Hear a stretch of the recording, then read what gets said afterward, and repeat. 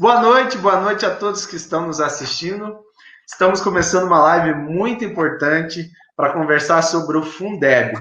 Estamos conversando aqui com dois educadores. Infelizmente, a professora Fabi, que é professora do Estado, houve um acúmulo no seu trabalho e como nessa pandemia a gente tem passado por um momento muito conturbado, ela não conseguiu comparecer, infelizmente, mas deixou aqui o agradecimento e até agradecimento a todos nós que estamos aqui conversando sobre o Fundeb. Infelizmente ela não vai poder participar nessa, mas a gente vai conversar mais para frente junto com ela, sobre a realidade escolar, que é o mais importante hoje.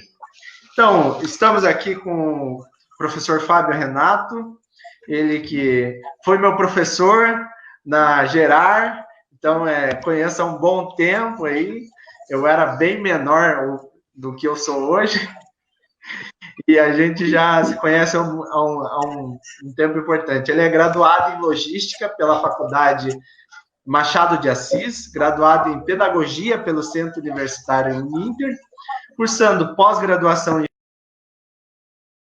Educação e Educação pela Unicesumar. Educador desde 2011 na Gerar, instrutor de ensino e aprendizagem no Serviço Nacional de Aprendizagem de 2014 a 2019. Então, obrigado, professor. Se quiser dar um olá aqui para o pessoal, dizer boa noite. Boa noite, Luan. Boa noite a todos que estão assistindo ou ouvindo, né, essa nossa live. Creio que vai ser um momento muito importante para a gente falar sobre algo tão importante que é esse fundo, né? Daqui a pouco a gente já vai se aprofundar um pouquinho mais para entender um pouco mais sobre a importância, né, e como é que funciona o Fundeb. Mas, assim, primeiro de tudo, agradecer, Luan, pelo convite, né? Fico muito lisonjeado e grato, né, por poder participar dessa live e principalmente por poder fazer parte dessa sua campanha, né? E dizer também que vamos fazer história, né? Vamos eleger aí o vereador mais jovem de Curitiba, né? Então, com certeza, eu vou estar e ficar muito feliz, né, de fazer parte dessa história, né? Agradeço com certeza a Deus por poder estar aqui, né, com você. A minha esposa também manda um beijo, não sei se ela está vendo ou não, mas já fazendo o meu merchan aí também, né? E a minha família, com certeza, os meus filhos. Muito obrigado. Eu que agradeço, professor. Estamos aqui com a professora Josiane também, ela que é graduada em Pedagogia e mestre em Educação pela Universidade Tuiuti do Paraná, também a minha universidade, na linha de pesquisa de políticas públicas e gestão da educação. É pedagoga da Rede Municipal de Ensino, atual vice-diretora numa escola municipal e conselheira municipal de educação de 2010 a 2016. É professora da FAI, Centro Universitário, autora de livros e materiais didáticos nos temas de gestão escolar, formação de professores, avaliação e organização do ensino em ciclos. Muito obrigado, professora. Dê um alô para todos que estão nos assistindo. Boa noite, Luan. Boa noite, professor Renato. Grato, né, por estar aqui com vocês, né? Vou discutir um pouquinho, falar, então, aí do Fundeb e outras questões relacionadas. E para a gente que é da educação, que é pedagoga, professora, é sempre muito bom discutir questões que são tão essenciais, né, para o nosso fazer docente e, essencialmente, na questão do direito à educação de todos. Então, mais uma vez, obrigada pela oportunidade de estar aqui conversando, e que seja um bate-papo proveitoso para todos nós. Essa conversa sobre o Fundeb é muito importante, porque acabou de ser aprovado no Congresso Nacional o novo Fundeb, e aqui agradecer na nossa live a votação do deputado federal Gustavo Frutti, que teve uma defesa intransigente do Fundeb, e principalmente houve uma votação quase que maioria absoluta. Essa é a prova que a educação é uma pauta em todos os momentos da história, e a gente sempre tem que defender a educação. Então, fazendo um contexto rápido, o Fundeb vem do Fundef, né, de 1996, e é um programa de financiamento da educação pública. E em 2006 é formulado o Fundeb, que até um tempo atrás teve as mudanças feitas nessa legislatura. Mas falando sobre a de 2006, a subvinculação de receitas e impostos para o financiamento. Então, dentro do Fundeb, para você que está nos assistindo, é um fundo especial de financiamento da educação básica desse país. Então, é um tema mais do que importante sobre financiamento, a gente discutir o que vai ser, como vai ser financiar a escola, e principalmente em todas as áreas. A professora Josiane, que é vice-diretora, vai conversar com a gente sobre como esse dinheiro chega até a escola, mas eu queria perguntar ao professor Fábio. Professor, qual que é a importância do Fundeb? Você que conhece bem dessa aula, qual que é a importância do Fundeb para o dia a dia da educação, para que a gente possa aqui começar com esse pontapé inicial de pergunta. Ok, perfeito. Está me ouvindo bem, Luan? Então, primeiro de tudo, a gente precisa entender o que é esse fundo, né? Claro que falamos um Fundeb só, mas se nós formos analisar, ele é um conjunto de 27 fundos. Então, são 27 fundos diferentes, né, que acabam em conjunto formando o Fundeb. Então, a importância dele é gigantesca, no sentido em que, imaginem lá, a nossa educação, ela é financiada, e da onde que sai esse dinheiro? O cofre da educação pública aqui do Brasil, né, no caso, é o Fundeb. Então, ele é fundamental para quê? Para que a gente possa realizar as melhorias na nossa educação. Então, por isso da importância desse fundo, por isso da importância dessa votação que nós tivemos. Claro que nós precisamos analisar a nossa educação num contexto geral, né, num contexto global, aonde que temos metas que precisam ser alcançadas, né, da porcentagem do nosso PIB que vai ser investida, que precisa ser investida. Isso é importante da gente entender, mas o papel principal do Fundeb é a questão da educação, valorização dos profissionais da educação e também os alunos, porque se nós formos analisar todo o valor, né, que sai do Fundeb, parte dele é destinada para os alunos, né, para que os alunos tenham lá as condições, né, para conseguir ter um ensino de qualidade. Claro que precisamos analisar diversas situações, né, diversas questões, né, sobre, será que esse recurso chega mesmo? De que maneira que esse recurso chega? Claro que isso pode ser um tema também para uma próxima live, mas hoje, basicamente, a gente vai falar um pouco sobre o que é esse Fundeb, né, para que serve, depois a professora vai aprofundar um pouquinho também este Fundeb, mas, resumindo aqui para vocês, trazendo um popurrí, o Fundeb, ele é de suma importância e imprescindível para a nossa educação, né, para a educação brasileira, principalmente para as perspectivas que nós temos de crescimento ou melhoria da nossa educação brasileira. Então, isso é de suma importância, e este papel, quem vai desempenhar é o Fundeb, e principalmente a maneira com que estes recursos, que tem, né, e não são poucos recursos, claro que poderiam ser muito mais, mas principalmente de que forma que eles vão chegar às escolas, né, ou às instituições que necessitam.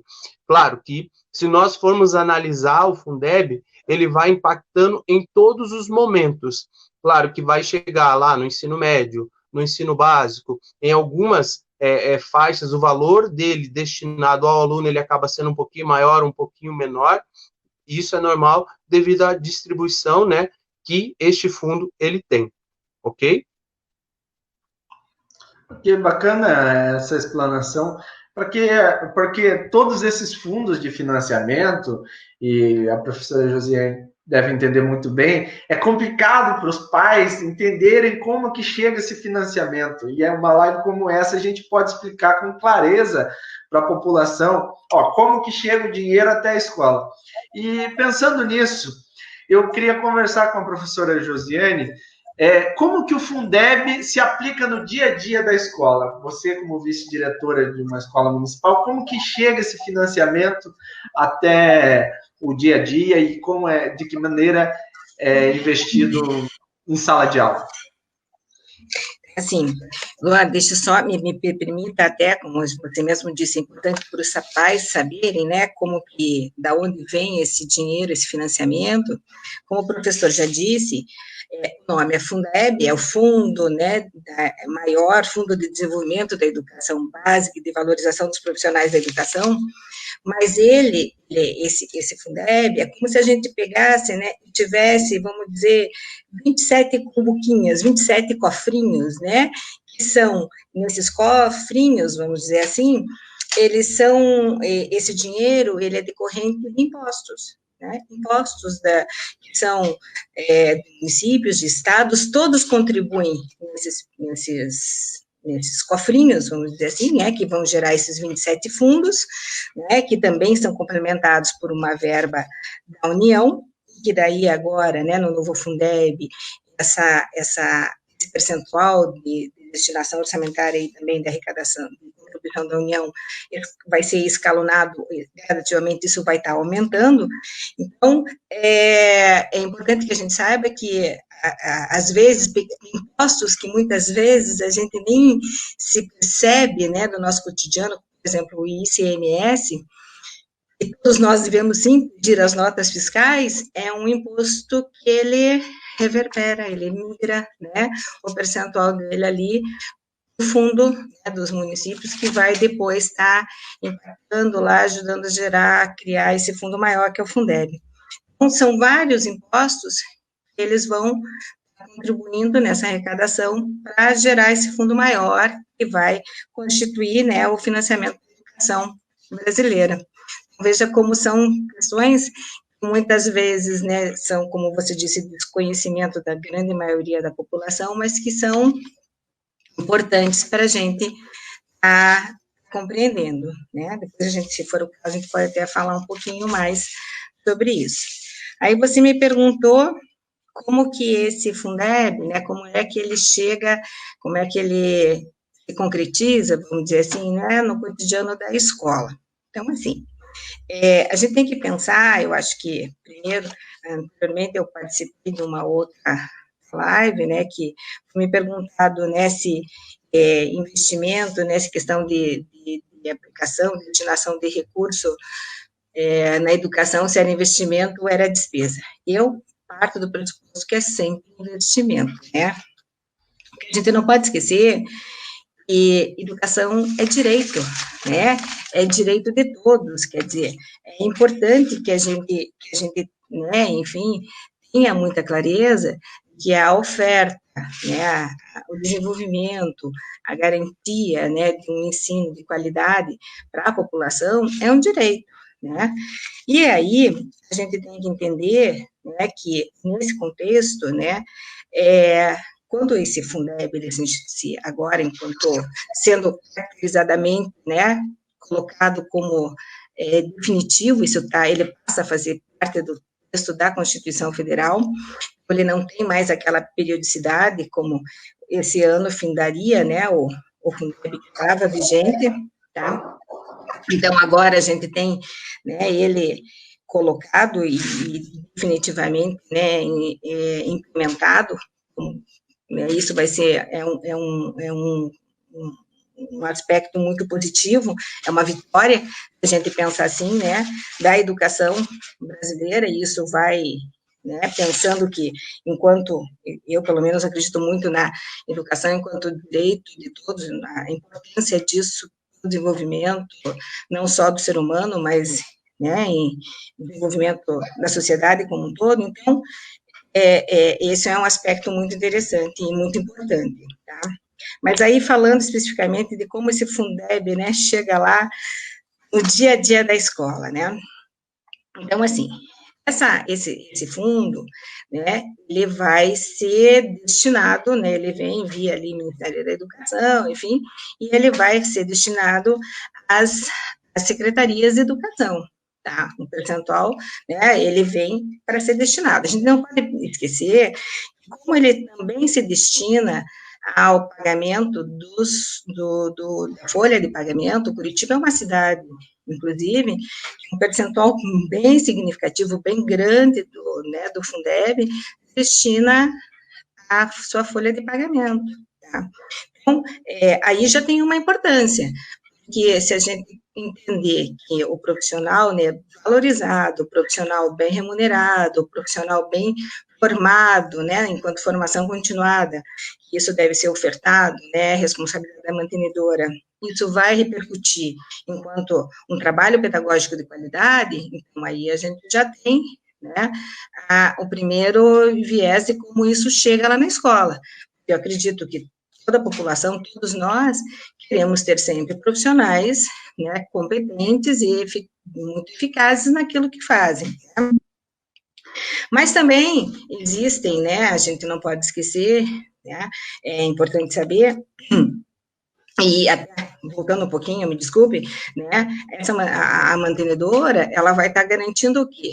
A questão da infraestrutura maior dos equipamentos, né, dos equipamentos públicos, a questão dos salários, como eu já disse, a questão de plano de carreira, que é uma questão importante, né, mas essas verbas públicas, elas também chegam através de programas federais que são desenvolvidos, né, e gerenciados pelo FNDE, que é né, o Fundo Nacional de Desenvolvimento da Educação, e na escola, especificamente, na instituição de ensino, vai chegar via o PDE, que é o Programa de Desenvolvimento da Educação, que chega, né, que é depositado na conta da escola, que é num dos bancos, né, oficiais, ou a Caixa Econômica, o Banco do Brasil, né, que tem a conta da escola, que isso já vem pré-estabelecido, e essa verba, o valor dela é calculado a partir do número de estudantes da escola,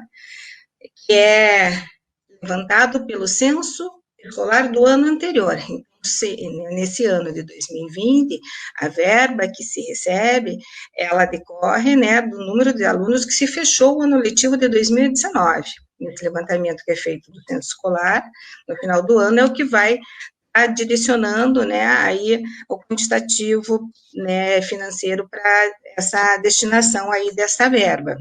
Bom, é importante a gente pensar, e fique à vontade aí para me interromper se eu estiver falando muito ou me fazer algum questionamento, que essa destinação, esse gerenciamento dessa verba na escola pública, ela se dá pelo gestor da unidade, né, pela direção da unidade. Só que a gente tem um contexto hoje em dia, e isso está posto, inclusive, na LDB, Lei Maior da Educação, também tem, né, na Constituição Federal, que coloca a gestão democrática como princípio, né, princípio que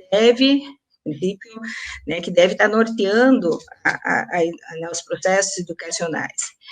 Gestão democrática, a gente está falando de uma gestão compartilhada, em que compartilha com todos os segmentos ali que habitam, vamos dizer assim, o cotidiano escolar. Estamos falando de direção, de professores, pedagogos, funcionários, os pais, os estudantes, né, a comunidade, o entorno, enfim, tem que juntos decidir coletivamente, né, numa decisão muito responsável, como utilizar esta verba. Então, quando a gente fala que esse processo, né, que a gente diz de descentralização de recursos, quer dizer, se destina a verba lá para a escola, para que se dê esse gerenciamento pela direção da escola, mas, claro, sempre com uma decisão coletiva pensada junto com todos esses outros segmentos, via conselho de escola, via a PPF, que é uma pessoa jurídica, né, que tem aí a responsabilidade de gerenciar essa verba. A gente está pensando em dar maior autonomia, né, o fundamento é esse, né, de dar maior autonomia para a gestão da escola, sempre pensando na especificidade da instituição. Ou seja, quando eu faço esse processo, né, que a direção, junto com esses órgãos colegiados, decida onde utilizar essa verba, eu estou pensando que lá no local é muito mais coerente de se perceber as necessidades pedagógicas e físicas, né, que se tenha, e sempre pensando no melhor aprendizado do estudante.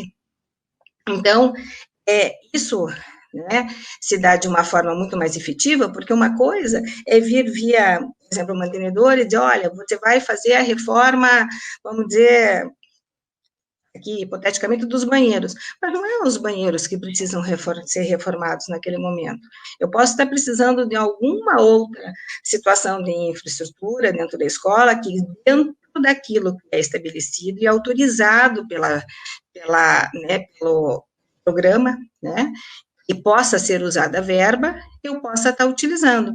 Então, essa decisão em loco, né, colegiada, e que eu possa estar utilizando a verba efetivamente para melhoria da instituição, que isso reverta de uma forma bem efetiva enquanto melhoria no melhor processo de aprendizagem, quer dizer, isso é muito importante. E daí, uma questão de responsabilidade, quer dizer, eu preciso, né, enquanto gestão escolar ali, planejar, isso tem até um processo que se chama plano de ação, em que você elenca ali, relaciona, né, a plano de ação, não, desculpa, plano de aplicação, em que você vai relacionar tudo, né, daquilo que foi decidido coletivamente para o uso daquela verba, e depois tem uma prestação de contas bem rigorosa, que é feito, né, que você tem daquilo que pode ser utilizado, não é assim, vou comprar tal coisa e saímos comprando, não.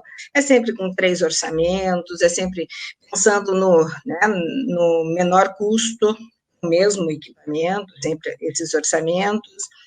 Então, quer dizer, são N procedimentos que são bem detalhistas, assim, cada um deles, pensando sempre, né, de utilizar em prol do melhor desenvolvimento do processo de ensino e aprendizagem, né? E, oi, alguma pergunta? Não, pode continuar. Então, assim, né, são muitas especificidades, mas é importante pensar, né, claro, instituições maiores vão receber um quantitativo de verba maior, né, instituições menores, né, sempre pensando que é sempre no número de alunos com base no censo escolar. Na instituição que eu estou sob direção, desde 2018, nós instituímos também um conselhinho, porque como é uma instituição que atende do 1º ao 5º ano, então nós instituímos o conselhinho, né, como tem o conselho escolar, com os pais, professores, funcionários e todos, instituímos o conselhinho. Então, em reuniões que também são periódicas, as crianças, elas têm a possibilidade de também trazer, né, a partir da percepção delas, aquilo que elas entendem que é necessário ser realizado na escola. E é muito interessante, né? Elas também têm essa manifestação. Eu lembro, teve uma reunião que eles colocaram, não, olha, precisa arrumar as portas dos banheiros, porque as portas dos banheiros, as travas não estão boas, e às vezes a gente vai no banheiro, alguém empurra a porta e abre, né? Então, quer dizer, a verba pública, realmente, ela tem que ser utilizada com responsabilidade, com planejamento, e pensando sempre no bem-estar de todos aqueles que estão no contexto ali da escola, né? E, então, quer dizer, bem gerenciado, né, essa verba, ela já chega, claro, agora, com esse novo aporte que vai ser da União, que vai ser escalonado, enfim, né, e há uma redistribuição nova aí, né, dos recursos, gradativamente, né, isso vai, com certeza, trazer benefícios ainda, né, maiores, vamos pensar assim, porque a educação, ela precisa de investimento, educação de qualidade demanda investimento, e, analisando aqui tudo que eu falei, eu penso assim, né, apesar de dificuldades, ainda temos muito sempre que avançar, né, enfim, mas a gente tem que pensar que tem N municípios aí no nosso Brasil que ainda não tem condições mínimas, né, de infraestrutura, que não tem o banheiro, que não tem a biblioteca, que não tem a quadra esportiva, que não tem água potável, né, que não tem saneamento básico. Quer dizer, essas são questões que o financiamento à educação tem, né, vai contribuir na gestão aí enquanto município, né, vai destinar essa verba para contribuir nessa questão de infraestrutura, porque isso, como eu já falei, reverbera e caracteriza a qualidade da educação também. Né? Então, importante o conceito de comunidade escolar, né? Eu acho que a gente, se tiver algum pai, uma mãe que esteja nos assistindo, entender esse conceito de comunidade escolar, que a escola não é o aluno, somente o aluno e o professor. A escola é a participação dos pais, da comunidade que está em volta, para que possa gerenciar isso. Pode falar, Fábio.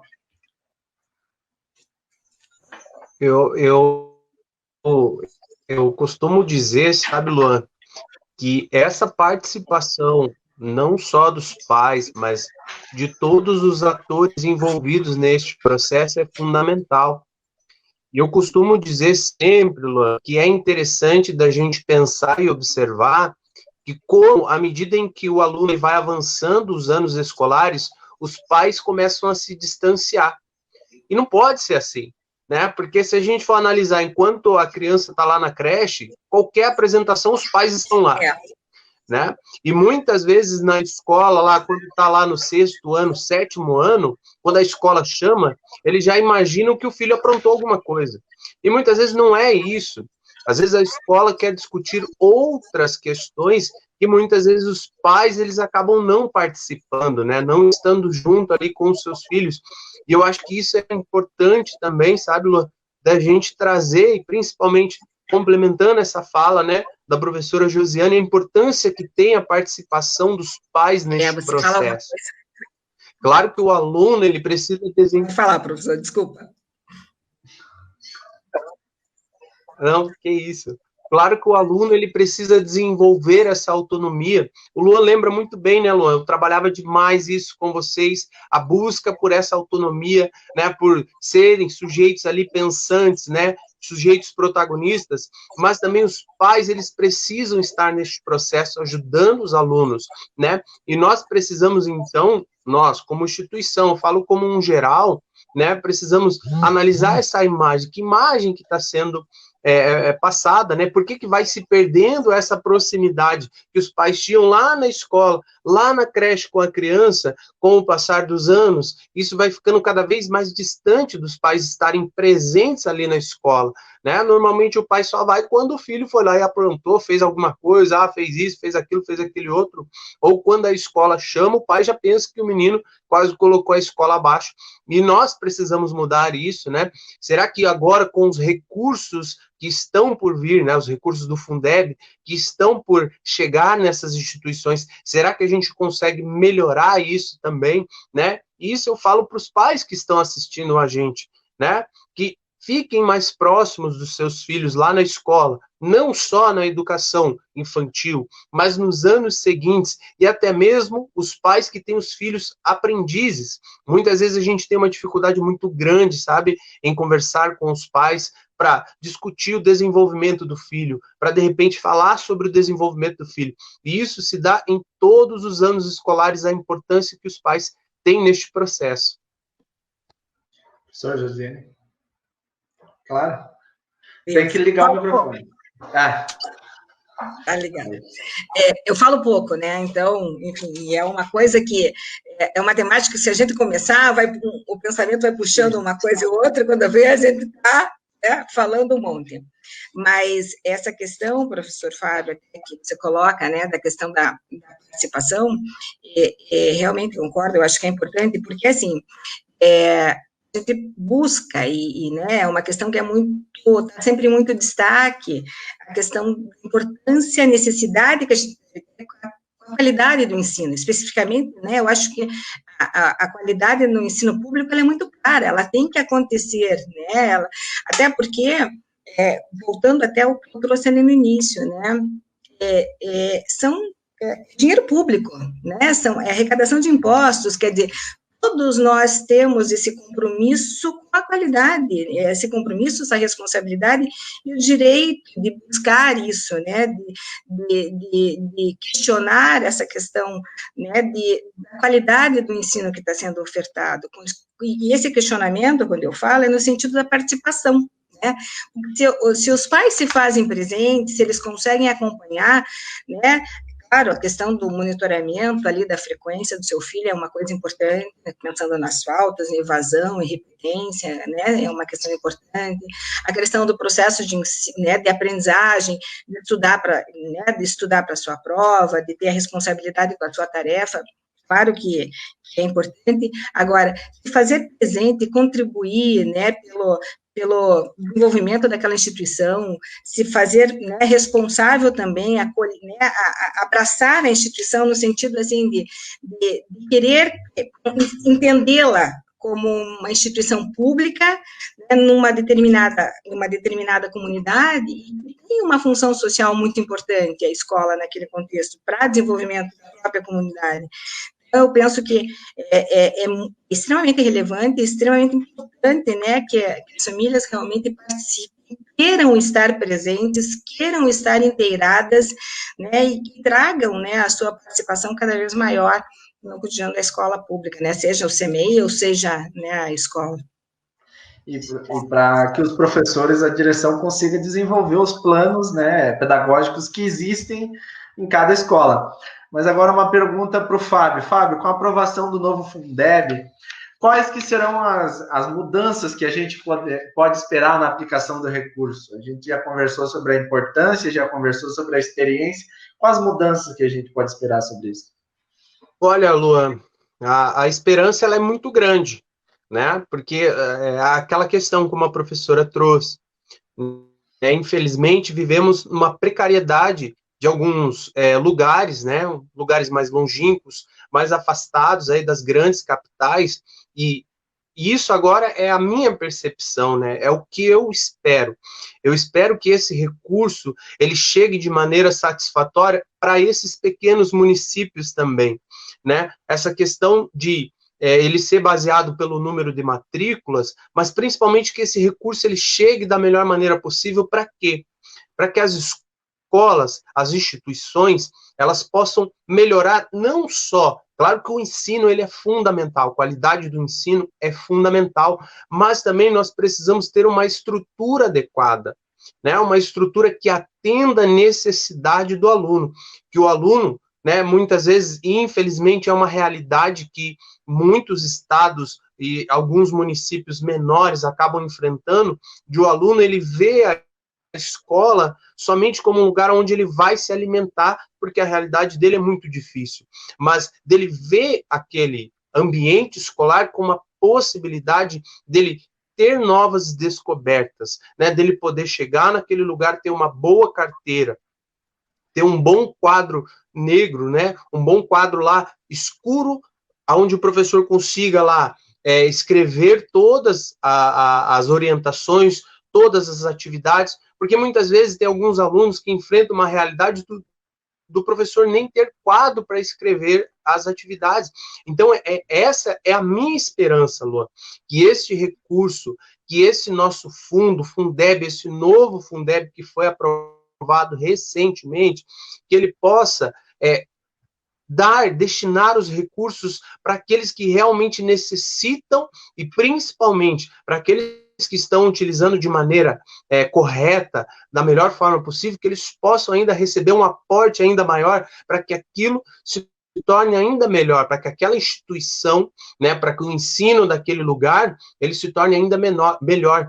Não podemos, né, Lu, com esse novo Fundeb, continuar com esse abismo que há entre a educação privada e a educação pública. Não podemos mais. Então, chegou o momento deste novo Fundeb, deste novo fundo, tentar diminuir esse hiato, né, esse grande distanciamento que tem entre a educação privada e a educação pública. Então, principalmente na melhoria das estruturas das escolas, porque muitas vezes os alunos se deparam com a escola da maneira com que os seus pais ou os seus avós estudavam. Então, as escolas, elas precisam se modernizar, elas precisam mudar. Por quê? Porque a sociedade está mudando, os alunos estão mudando, tudo está mudando, mas as nossas escolas continuam as mesmas lá da década de 70, da década de 80, né? Então, muitas vezes, são estruturas que já estão defasadas, defasadas, estruturas que já não atendem mais a realidade dos alunos, né? Quando eu estudava, né, faz algum tempo já, né, terminei meu ensino médio lá em 2006, mas a minha escola era uma escola que não tinha um laboratório de informática, né? Então, poxa, imagine, pleno século XXI, a gente falar, né, de escola sem um laboratório de informática, sem um acesso à internet, sem um acesso a diversas outras possibilidades, isso é um problema. Então, eu espero, Luan, agora falando da minha realidade, espero que este Fundeb, ele sirva e ele possa ser distribuído da melhor maneira possível para que possa melhorar a qualidade do nosso ensino, melhorar a qualidade da estrutura e principalmente a valorização dos profissionais de educação, porque hoje em dia, né, você começa a conversar com crianças e é difícil a criança que fala que quer ser professor. E se a gente analisar um bom tempo atrás, o maior sonho de toda criança brasileira, né, claro que tirando o futebol, mas assim, basicamente a grande maioria queria ser professor. E hoje nós temos um distanciamento disso. Por quê? Por quê? Por causa da nossa educação, né? A nossa estrutura, principalmente a desvalorização dos profissionais de educação. Eu acho que isso é fundamental para este novo Fundeb, né? Como a professora trouxe, a importância da folha de pagamento, que esses profissionais eles sejam bem remunerados, que eles possam ter uma formação continuada, a importância da formação continuada, para que o professor ele consiga, né, se atualizando cada vez mais, desenvolvendo novos saberes e principalmente buscando novas formas, maneiras, né, metodologias para que ele possa passar o conhecimento, né, passar todo o conteúdo, ou passar todo o objetivo de estudo da melhor maneira possível para os seus alunos, né, e principalmente lá na educação básica, né, nas criancinhas que nós precisamos muito valorizar esses profissionais e principalmente dar as melhores condições para que eles desenvolvam o melhor trabalho possível, né, da melhor maneira possível, desde lá da base, para que esses alunos eles possam ir se desenvolvendo gradativamente da melhor maneira possível. Então, Luan, para mim, essa é a minha esperança, que este recurso do novo Fundeb, ele chegue para melhorar as estruturas das escolas que nós temos, para melhorar a remuneração dos profissionais que nós temos, assim, para a gente poder diminuir essa disparidade que tem lá do ensino privado para o ensino público. Como a professora trouxe, e muito bem, a educação é um direito, e é um direito básico que nós temos. Educação de qualidade, não de qualquer forma. Tá bom? Importante tudo isso que a gente está falando, veja, e aqui eu vou citar o Brizola dizia que sem educação não há nada. A gente só vai conseguir desenvolver esse país com educação. E não adianta ter as maiores fábricas, as maiores importadoras, sabe? Ter tudo isso e não ter um povo capaz de entender a si mesmo e, principalmente, entender o mundo em que vive. E o papel da educação é essencial. Eu, quando decidi ser professor, o professor Fábio já me conhecia, eu já estava na Universidade Tuiuti, estudando história. Eu, quando decidi ser professor, foi nesse sentido, de garra e paixão pelo que a gente faz. E tem que deixar muito claro isso, que nenhum professor entra dentro de sala de aula se não ama aquilo que faz. Eu conheci centenas de professores ao longo da minha vida. E eu tenho certeza que 90% estava lá porque ama a profissão que tem. E o professor ama, a grande maioria dos professores amam aquilo que fazem, amam estar dentro de sala de aula. E a função do Estado dá uma sala adequada, uma estrutura adequada para que esse professor continue fazendo aquilo com paixão. Porque, infelizmente, a professora Fabi não esteve aqui, mas ela foi minha professora no Guilherme Maranhão, lá no Tatuquara. E a gente passava dificuldades assim inimagináveis, inimagináveis. Só que a gente tinha a capacidade de, com um pouquinho de força, um pouquinho de garra, conseguir vencer os desafios. Só que também não é justo aqui a gente ficar batendo palma para a meritocracia desses professores que quase inventam a roda todos os dias, porque isso não é o certo. O certo é um professor ter uma estrutura adequada, ter uma sala de aula adequada, um colégio bem estruturado, para que ele tenha mais ainda o orgulho de dar aula, né? Então, nesse sentido, eu queria conversar com a professora Josi. Professora, qual que é a importância no desenvolvimento do investimento da educação infantil? É uma experiência importante da educação infantil. Qual que é a importância da prefeitura decidir, tomar a decisão política de investir maciçamente na educação? Acho que caiu. Não, é que eu tinha pensado. Tá. Então, assim, né, esses dias, né, eu estava escutando até numa entrevista, né, sobre o Fundeb, e né, a pessoa que estava falando, né, comentou que o Fundeb, nesse momento, com essa remodelação dele, enfim, agora, né, enquanto constitucionalmente garantido, ele traz, né, essa característica de um instrumento de justiça social, né, e justiça social, claro, até pensando, como a gente já disse, na educação enquanto direito de todos, né, mas nessa nova configuração do Fundeb agora, ele coloca, né, como uma 5% de destinação obrigatória, né, enfim, específica, para a educação infantil, quer dizer, o município, quando ele recebe, né, a seu quinhão ali daquilo do fundo, 5% obrigatoriamente tem que ser destinado para investimentos, né, ou, enfim, benfeitorias, o que for, na área na etapa da educação infantil. E isso é muito importante, porque a gente tem que pensar no impacto positivo que isso traz, né? Eu acho que isso é um marco histórico, né, de pensar na garantia do olhar, né, do direito, do investimento com a criança pequena.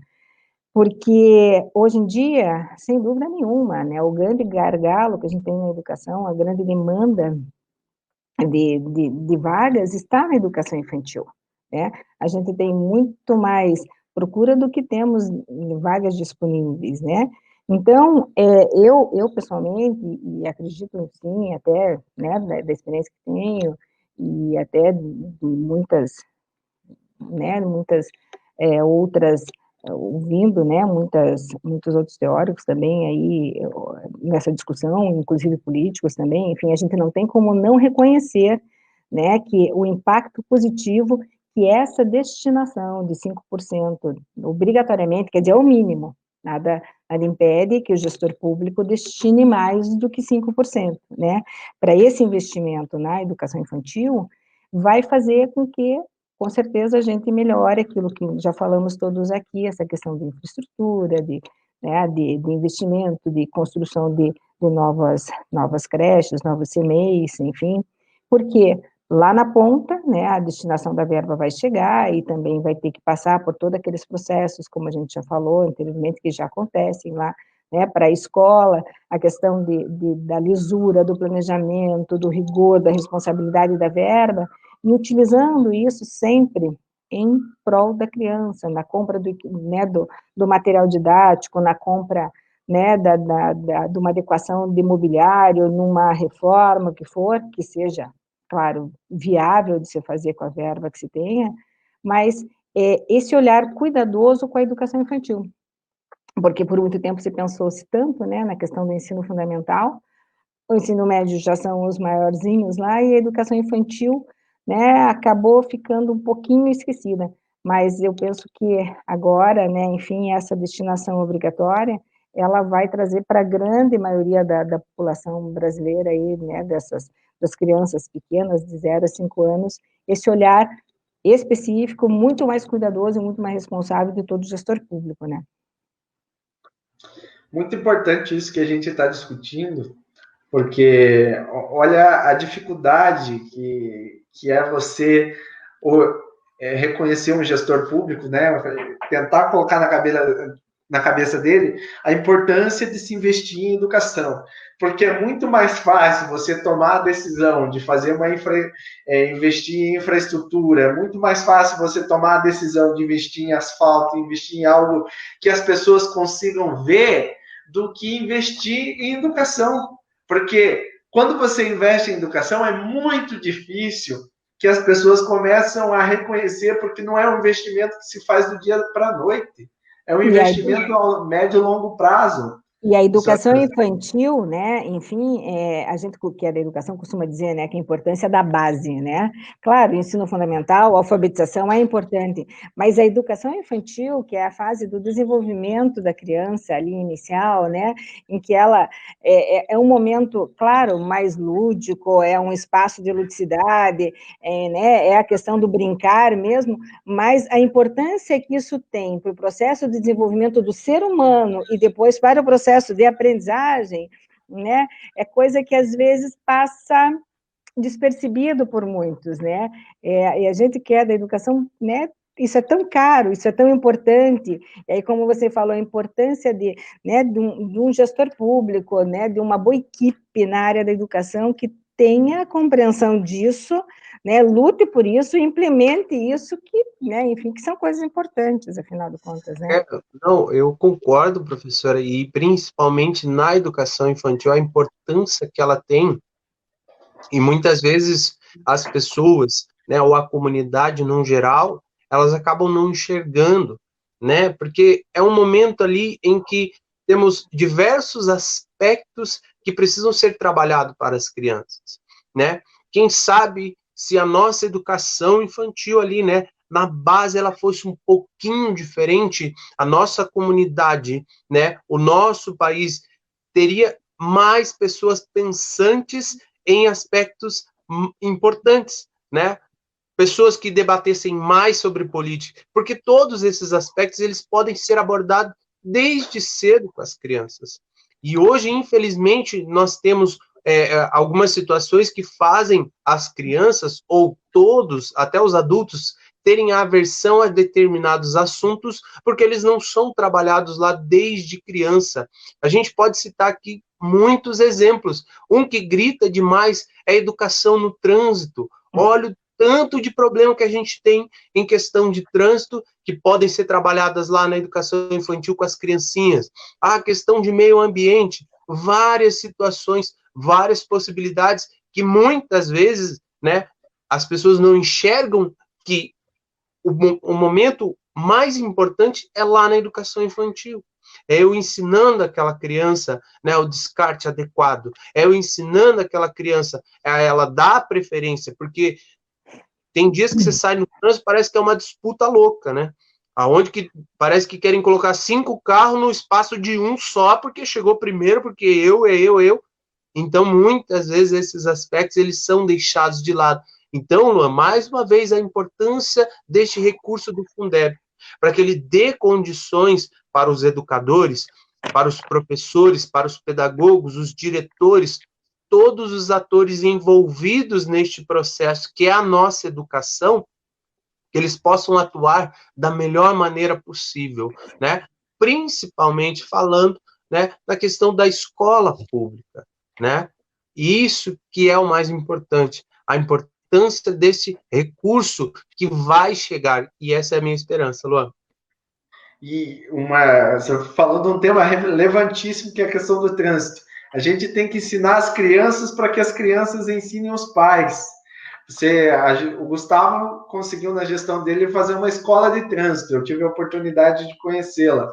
E as crianças que iam lá e aprendiam sobre segurança no trânsito, acabavam chegando em casa e ensinando o pai na hora de sair com o carro. Ó, pai, você tem que colocar o cinto, você tem que fazer dessa maneira, você tem que reduzir a velocidade, que aqui é a área calma. Então, a gente acaba ensinando a criança e a criança ensina o pai em casa as boas formas de convivência, né? Então, partindo desse princípio, pode falar. Então, que esse novo Fundeb, ele possa vir para a escola criar um local só de trânsito dentro dela. E às vezes é isso que falta, entendeu? Então essa é a nossa esperança, né? Um ambiente ali, alguns laboratórios, para que este ensino ele seja algo que traga realmente significado para essa criança. Era só isso, Luan, desculpa aí. Não, tá ótimo. Discussão muito produtiva. Eu queria, para uma das perguntas importantes para a gente, que nós estamos num período de pandemia, né? E aqui deixar a nossa solidariedade a todos os familiares, a todos que perderam seus entes queridos nessa pandemia, né? E sempre nos protegendo para proteger o nosso próximo. E as crianças vão ter um papel essencial nesse pós-pandemia para ensinar os pais como combater o Covid-19. Né?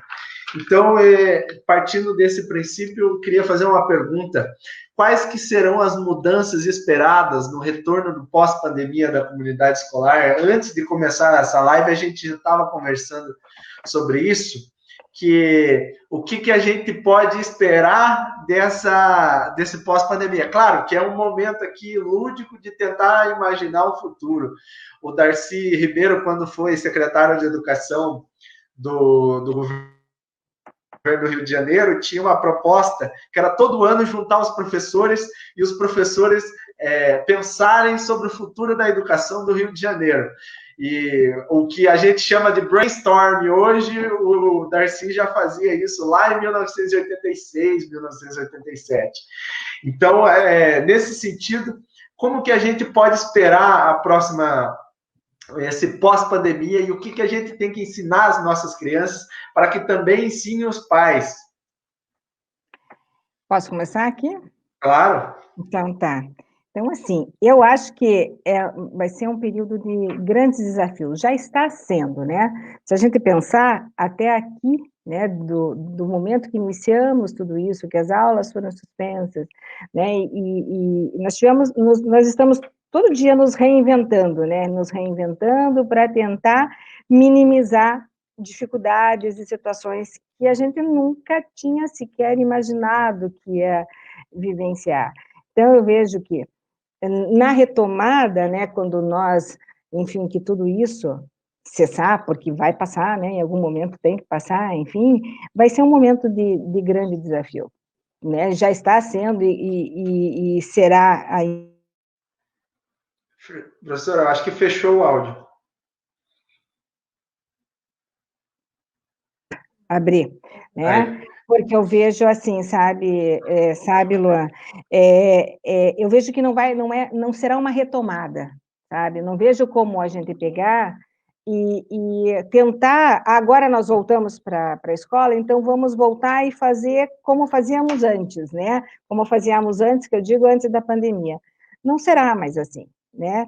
Eu vejo que temos um novo caminho pela frente para trilhar, porque serão novas rotinas, novos olhares, novas aprendizagens, novas posturas, né? Enfim, novas situações todas de discentes e de docentes, né? Todos nós mudamos, né? Nós não somos mais os mesmos a partir do que tudo isso começou.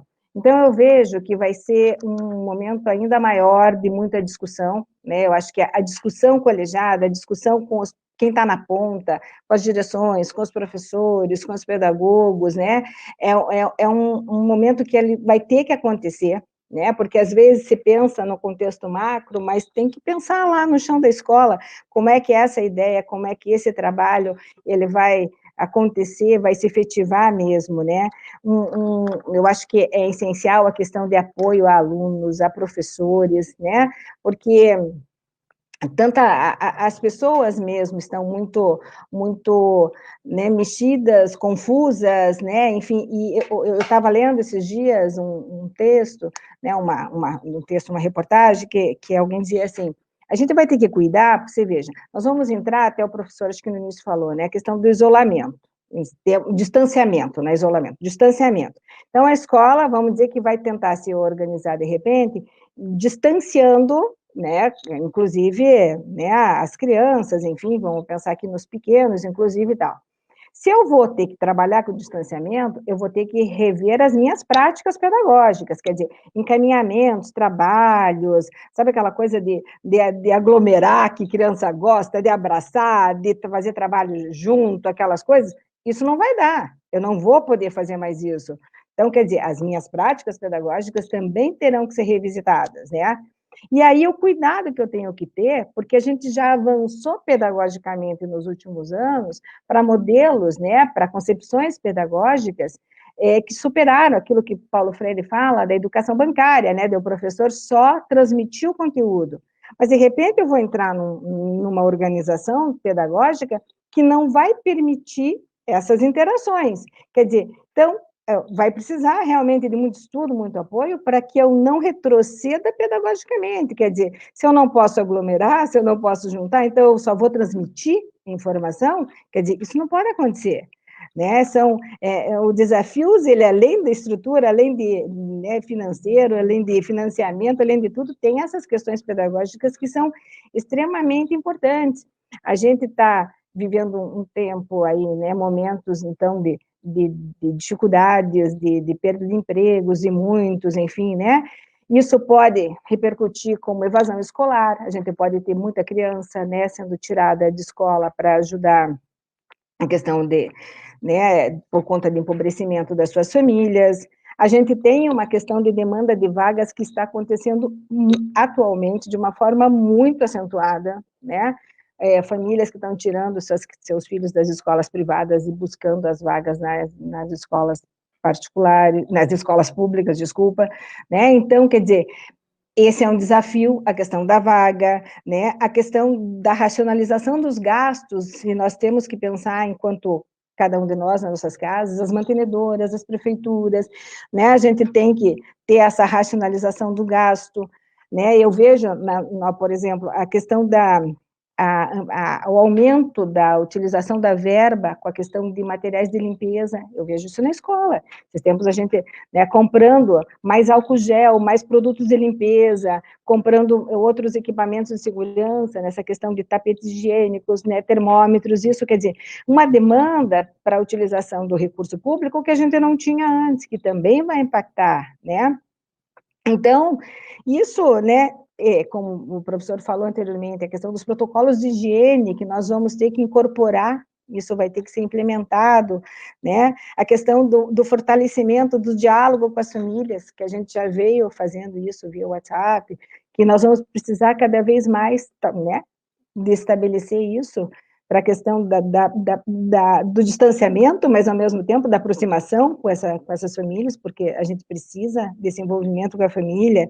Então, quer dizer, esse fortalecimento do diálogo com as equipes escolares, são tantos desafios, que eu acho que é um aprendizado contínuo, um aprendizado diário, e vai demandar de muito diálogo de todos, né, de todos a todo momento, para que a gente construa essa história junto, sabe? E a gente consiga superar tudo isso junto, né? Professor Fábio? Mesma pergunta.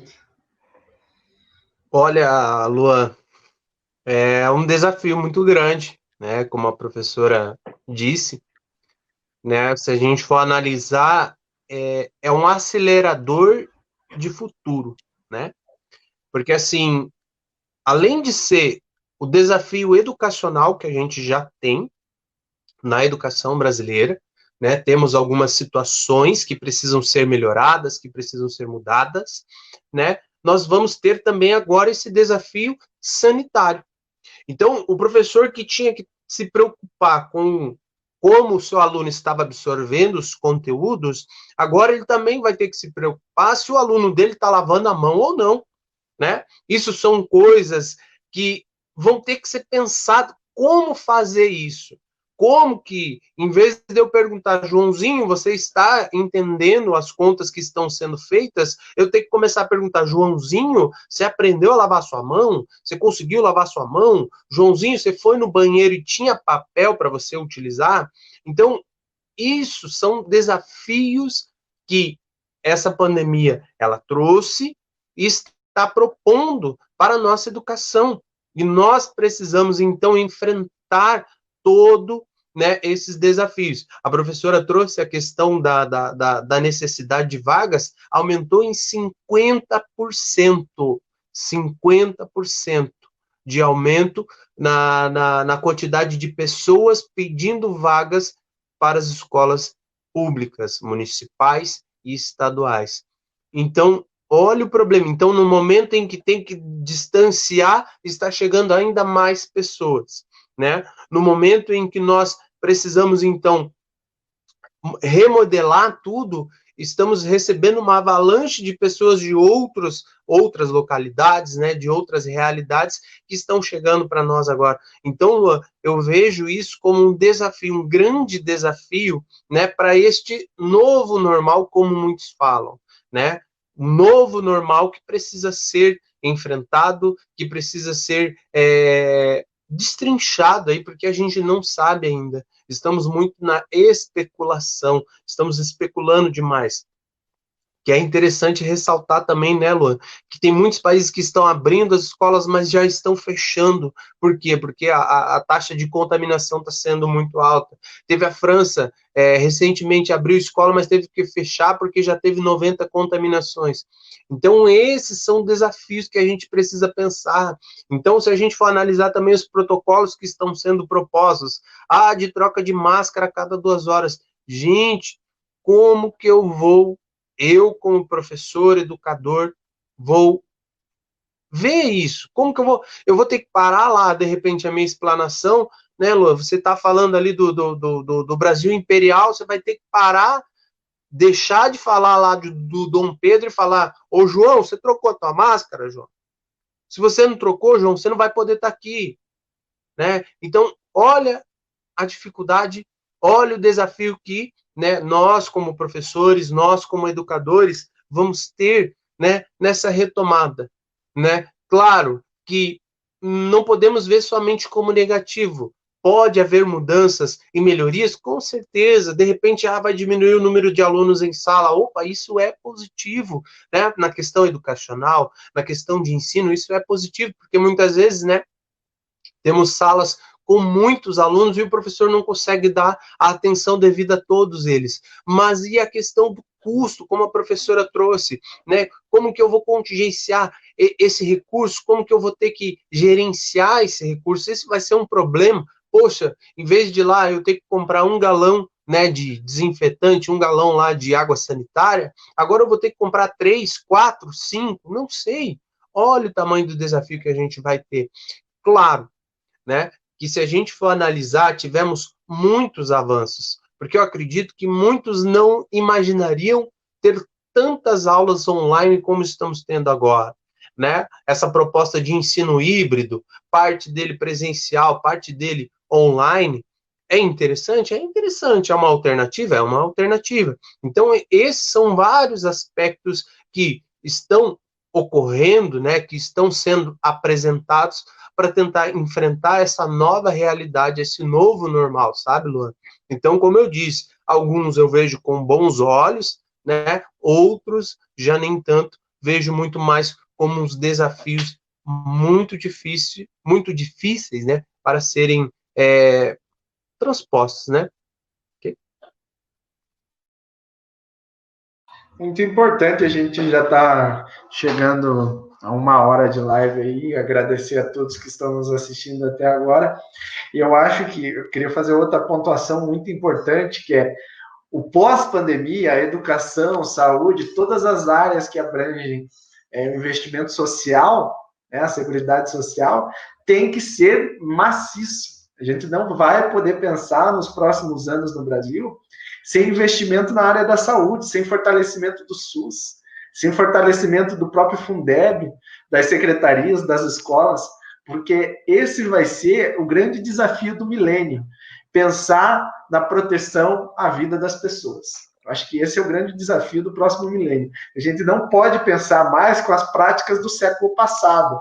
E aqui a gente tem que valorizar quem criou e quem pensou. Mas agora tem que se reinventar e entender que a gente vive em outro momento, onde a tecnologia da informação é muito mais ágil, do que o professor. Você vai entender, Fábio, que a gente, quando está dentro de sala de aula, começa a falar sobre um assunto. Você acabou de citar Dom Pedro aqui, eu estou falando sobre o Dom Pedro, o aluno digita antes da pandemia, agora imagine como está no IAD. O aluno digitava ali e já tinha todas as informações que eu iria demorar 40 minutos para dar. Então, a gente tem que ter essa consciência que as práticas do século passado, e aqui a gente tem que valorizar, já tem que ser repensadas e adequar do que vai ser o período, do que vai ser o mundo daqui para frente, principalmente a educação. Mas eu queria agradecer a professora Josiane, professor Fábio, e convidá-los a estar junto conosco, algumas conversas aqui, porque os diálogos pela educação são muito importantes. Dialogar sobre a educação é fundamental, e nós do PDT temos um histórico de defesa intransigente da educação, porque, como dizia Brizola, repito mais uma vez, sem educação não há nada, não há nada. E queria deixar esse espaço final para que vocês fizessem suas considerações finais, começando pela professora Josiane. Então tá. Agradeço, então, novamente, né, Lu, a oportunidade da gente conversar, mesmo que, né, 1 hora passou rapidinho, né, falamos tanto, ao mesmo tempo parece que falamos tão pouco, né, falamos N questões, espero, né, enfim, por mais que a gente, como eu disse, falamos bastante aí, que tenha trazido, enfim, algumas informações daquilo que você buscava, né, para a gente conversar nesse momento, né, e te dizer que, né, estou aqui, é um prazer, como eu já te disse, enquanto educadora que sou, defensora da escola pública, apaixonada pela escola pública que sou, né, minhas alunas são minhas maiores testemunhas, o quanto eu falo isso, né, na formação de professores, que costumo dizer, olha, cada um de nós temos experiências, muitas vezes, de docência, eu mesma, né, sou professora de instituição privada, enfim, mas é na escola pública que a gente se forja mesmo como profissional da educação, como professor,